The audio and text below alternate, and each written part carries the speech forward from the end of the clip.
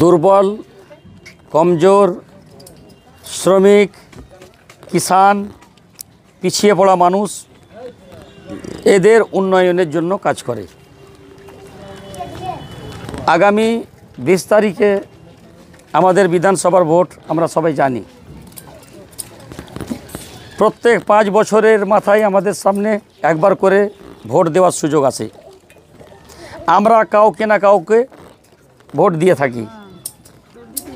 অনেক মানুষ যিনারা এই ভোটের মূল্য কি এই সজাগ না থাকার কারণে কেউ কারো কাছে একটা পোলট্রি মুরগিতে নিজের ভোটটা দিয়ে দিই, কেউ আবার একটা শাড়ির বিনিময়ে দিয়ে দিই, কেউ আবার অল্প কিছু পয়সার বিনিময়ে আমরা আমাদের ভোটগুলো দিয়ে থাকি। কিন্তু মা বোন, আপনারা জানেন একটা ভোটের মূল্য কত? প্রায় 5 বছর মানে হচ্ছে 1825 দিন। যিনি এখানকার জনপ্রতিনিধি হবেন, এমএলএ হবেন, 1825 দিন তার দায়িত্ব হলো আপনাদের ছেলে মেয়েদের শিক্ষার ব্যাপারে খোঁজ খবর নেওয়া, আপনাদের স্বাস্থ্য পরিষেবা ঠিক পাচ্ছেন কি পাচ্ছেন না সেটাকে সুনিশ্চিত করা, আপনাদের এলাকায় জমি জমাতে ঠিকভাবে পানি পৌঁছাচ্ছে না, আপনাদের এলাকার শ্রমিকরা কাজ পাচ্ছেন না, আপনাদের এলাকার যে ছাত্রছাত্রী সরকারের মাধ্যমে যে স্টাইপেন্ড বা তাদের উচ্চশিক্ষার জন্য যে ফ্যাসিলিটি এরা পাচ্ছে না এই ব্যাপারে প্রতিনিধিদের খোঁজ খবর নেওয়ার কথা ছিল। কিন্তু চরম দুঃখের বিষয়, স্বাধীনতার 78 বছরের মাথায় এসেও আমাদের স্কুলগুলোর শিক্ষা ব্যবস্থা একবারে চৌপট হয়ে আছে। বিল্ডিং আছে, ছাত্রছাত্রী আছে, পড়াবার জন্য মাস্টার নেই। আমাদের স্বাস্থ্য পরিষেবা একবারে খতম হয়ে গেছে। পাকুড়ে একটা সদর হাসপাতাল আছে, তো সেখানে সামান্য কিছু জ্বর জ্বালার ট্যাবলেট ছাড়া বিশেষ কিছু সুযোগ সুবিধা পাওয়া যায় না, আর শুধু পশ্চিমবাংলায় রেফার করা হয়। তাহলে আমাদের ঝাড়খণ্ডে কি পয়সার অভাব আছে? এটা কেন এরকম হচ্ছে যে বাংলায় বারবার রেফার? এর মূল কারণ হলো এখানকার সাধারণ মানুষ সজাগ নয়, নিজের অধিকার সম্বন্ধে জাগ্রত নয়। ফলস্বরূপ এখানকার এমএলএ, এমপি, মন্ত্রীরা সাধারণ মানুষের শোষণ করছে। যেমন আমাদের এই এলাকা হচ্ছে বিড়ি শ্রমিক প্রধান এলাকা। লক্ষ লক্ষ বিড়ি শ্রমিক আমাদের এই এলাকায় আছেন, যিনারা বিড়ি বাঁধেন এবং আমাদের পরিবারকে সুন্দরভাবে এগিয়ে নিয়ে যাওয়ার ব্যাপারে আপনারা সহযোগিতা করে থাকেন। আপনাদের জন্য উচিত ছিল এমএলএ সাহেব, মন্ত্রী সাহেবদের গুণ এবং মানের হসপিটালের ব্যবস্থা কায়েম করা। যেমন যিনারা এই বিড়ির সাথে জড়িত আছেন, আপনাদেরকে যদি ট্রিটমেন্ট করা হয়, অধিকাংশ মা বোন কিন্তু বিভিন্ন রোগে আক্রান্ত আপনারা, এটাই প্রমাণিত হবে। হয় ব্রঙ্কাইটিস হয়েছে, আর না হয় আপনাদেরকে টিবির বিমারিতে আপনারা আক্রান্ত। এই জন্য সরকারের পক্ষ থেকে আপনাদেরকে এই ক্যান্সারের মতন মারাত্মক জায়গা থেকে বাঁচাবার জন্য বিড়ি হাসপাতাল কায়েম করে শুধু আপনাকে নয়, আপনার পরিবারের ছেলে মেয়ে সবকে সুন্দর ব্যবস্থা দেওয়ার কথা ছিল, কিন্তু আজ পর্যন্ত হয়নি। যদি একটা হসপিটাল তৈরি হয়ে আছে ইসাকপুর পঞ্চায়েতে, সেখানকার হাল হলো এই যে কোটি কোটি টাকার সামান কেনা হয়েছিল, কোটি টাকার বিল্ডিং তৈরি করা হয়েছে, কিন্তু আজ পর্যন্ত তালা লটকানো আছে, আপনারা কোনো ফ্যাসিলিটি পান না। তাহলে এতদিন যাদেরকে আপনারা ভোট দিয়েছেন তারা আপনাদের সাথে প্রতারণা করেছে। এসডিপিআই পার্টি আপনাদের সামনে এসেছে অনেকগুলো এজেন্ডা নিয়ে। সেই এজেন্ডার মধ্যে প্রথম হচ্ছে পাকুড় বিধানসভার মধ্যে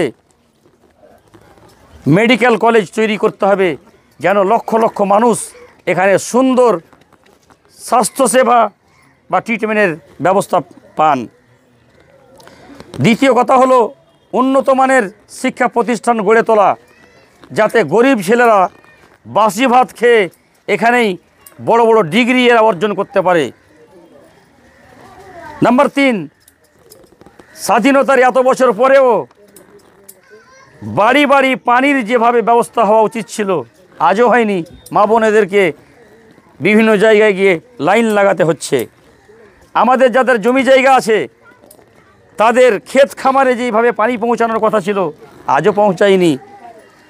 ফলস্বরূপ এই এলাকার মানুষের সাথে এক ধরনের প্রতারণা করেছে, এটাই আমরা বুঝতে পারি। যারা আমাদের বিড়ি শ্রমিক মা বোন ভালোভাবে শুনুন, যদি আপনারা এসডিপিআই পার্টিকে ভোট দেন, বাক্স সাহেবে যদি ভোট দেন, আর এই পার্টি যদি বিধানসভা পর্যন্ত পৌঁছতে পারে, তাহলে আপনাদের জন্য যে কাজগুলো করবে সেটি হলো এই যে প্রথম বিড়ি মজদুরদের জন্য ফ্রিতে বিড়ি মজদুরের পরিবারের সকল ছেলে মেয়ে সবার জন্য ফ্রি ট্রিটমেন্ট ব্যবস্থা করতে হবে। প্রয়োজন হলে এদের জন্য আলাদা হসপিটাল কায়েম করে যা যা দরকার বিনা পয়সায় এদের এলাজ করতে হবে। দ্বিতীয় কথাটি হচ্ছে, যেমন আপনারা আবু আবাস আপনারা পাচ্ছেন, যেই সমস্ত বিড়ি শ্রমিক দুর্বল কমজোর গরিব আছেন, সরকারের পক্ষ থেকে আপনাদের অধিকার আছে যে সেই বিড়ি মজদুররাও আবাস পাবে, ঘর পাবে, বাসস্থান পাবে। আজ পর্যন্ত এই বিষয়ে কোনো কাজ হয়নি। Number 3, insurance. ভালোভাবে শুনুন, এই টাকা নিয়েই তো আপনাদের এই বুড়া হাল। ইন্স্যুরেন্সের মানে হচ্ছে এই তামাক দ্রব্য ব্যবহার করার কারণে আপনাদেরকে যে মারাত্মক রোগ হচ্ছে, এই জন্য সরকারের তরফ থেকে ইন্স্যুরেন্স করা। এর মানে হচ্ছে সময়ের আগেই যদি মৃত্যু হয় তাহলে সরকারকে আপনার পরিবারকে ক্ষতিপূরণ দিতে হবে। এইগুলো হচ্ছে আমাদের দাবি। তার সাথে সাথে আপনাদের যে পিএফের যে ব্যবস্থা আছে এটাকে ঠিক করা, যাতে দালাল বা কোনো ঠগ আপনাদের যে কষ্ট করে যে পয়সা দুটো জমা হয় পিএফের খাতাতে, সেটা যাতে তারা না নিতে পারে। এই সব ব্যাপার নিয়ে আমরা আপনাদেরকে জাগিয়ে তোলার জন্য এসেছি। তাই আপনাদের সকলকে বলবো, যেসব এমএলএদের আপনারা দেখেছেন, যেসব মন্ত্রীদের আপনারা দেখেছেন, এদের কোটিপতি আরবপতিরাকে আপনারা মন্ত্রী বানিয়েছেন। এরা নিজেরা শোষণ করে অনেকেই কেউ জেলে পড়ছেন আজকে। আমরা চাইছি এসডিপিআই পার্টি পাকুড় বিধানসভা থেকে করাপশন এবং দুর্নীতি থেকে পাকুড় বিধানসভাকে মুক্ত করার জন্য, এবং এই এলাকার ছাত্রছাত্রী, কিষান, মজদুর, বিড়ি শ্রমিক, সাধারণ মানুষ, এদের যে অধিকার আছে যা আজ পর্যন্ত এরা পায়নি, সেটাকে পাইয়ে দেওয়ার জন্য সুনিশ্চিত ব্যবস্থা করার জন্য এসডিপিআই পার্টি আপনাদের সামনে এসেছে। তাই অন্যান্য নেতাদেরকে আপনারা দেখেছেন, এসডিপিআই পার্টি জি এসডিপিআই পার্টি বাক্স সাপ নিয়ে আপনাদের সামনে এসেছে। আপনারা একবারের জন্য সুযোগ দেবেন। আশা করছি আমরাও সাধারণ পরিবারের ছেলে, আমরা আরবপতি নয় যে এসি রুমে বসে রাজনীতি করা।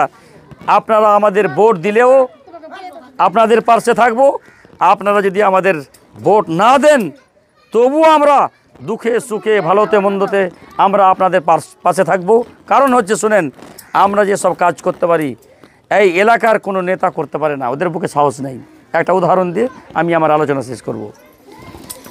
আজ থেকে 3 মাস আগে ইলামি তারানগরে ছোট্ট একটা মেয়ে ছেলের ছবি পোস্ট করাকে কেন্দ্র করে একটা বাওয়াল হয়ে গেছিল। পরবর্তীতে পুলিশ এবং পাবলিকের মাঝে ঝামেলা হয়ে যায়। প্রায় 40 জন লোকের নাম করে এফআইআর হয়, 200 জন বিনা নামে এফআইআর হয়, 11 জনকে পুলিশ উঠিয়ে নিয়ে যায়। ইলামি তারানগর নওদার অধিকাংশ মানুষ বাড়ি ছাড়া হয়ে গেছিলেন পুলিশের ভয়ে। রাত 12টার পরে পুলিশ আসতো, মই নিয়ে বাড়ির পিছন দিয়ে ছাদের উপরে চড়তো, আর চড়ে বাড়ি বাড়ি যখন তল্লাশি নিয়ে বেড়াচ্ছিল, মা বোনদের বেজ্জতির শেষ ছিল না, ভয়ে আতঙ্কিত হয়ে মানুষ বাড়ি ছাড়া হয়েছিল। আপনাদের কাছে আমাদের প্রশ্ন, সেই দিন এই এলাকার কোনো জনপ্রতিনিধি এই মানুষদের পাশে যায়নি। আমরাই প্রশাসনের কাছে গিয়েছিলাম এই পার্টির লেটার হেড বানিয়ে, এসডিও সাহেবের কাছে, এসডিপিও সাহেবের কাছে, এসপি সাহেবের কাছে, এবং আমরা বলেছিলাম কয়েকজন মানুষের ভুলের কারণে গোটা এলাকাবাসীকে আতঙ্কিত করে রাখা হবে, স্যার এটা ঠিক নয়। এই জন্য মানুষকে পরিবারে বাড়িতে ফিরিয়ে আসার ব্যবস্থা করে দেওয়া হোক। আপনাদের দোয়ায় এই কাজটাও আমরাই করেছিলাম। হিন্দু মুসলিমদের মাঝে শহরকল পঞ্চায়েতের পঞ্চায়েত ভবনে বসিয়ে আমরা উভয় পক্ষের বিদ্বানদের নিয়ে সুন্দরভাবে এক পরিবেশ তৈরি করে এদের মাঝে একটা সমঝোতা করিয়ে এক শান্তির পরিবেশ আমরা ফিরিয়ে নিয়ে এসেছি। তাহলে দুঃখে সুখে ভয়ে এবং সাধারণ সময় আমরা মানুষের পাশে থাকি, এটি হচ্ছে আমাদের কাজ। তাই আপনাদেরকে বলবো, আমরা মিথ্যা কথা বলার জন্য আসিনি। সবাইকে বারবার দেখেছেন এসডিপিআই পার্টিকে, অবশ্যই একবার আপনারা সুযোগ দিবেন এই আশা রেখে আপনারা মূল্যবান টাইম দিলেন, এর জন্য এসডিপিআই পার্টির প্রার্থী হিসাবে আপনাদের সকলকে ধন্যবাদ জানিয়ে আশা করব আগামী 20 তারিখে যখন আপনারা ভোট দিতে যাবেন অবশ্যই বাক্স ছাপে আপনারা ভোট দিয়ে এই বাক্স ছাপকে বিজয়ী বানাবেন। এই বলে আমি আমার বক্তব্য শেষ করছি। ভালো থাকুন, সুস্থ থাকুন, ধন্যবাদ।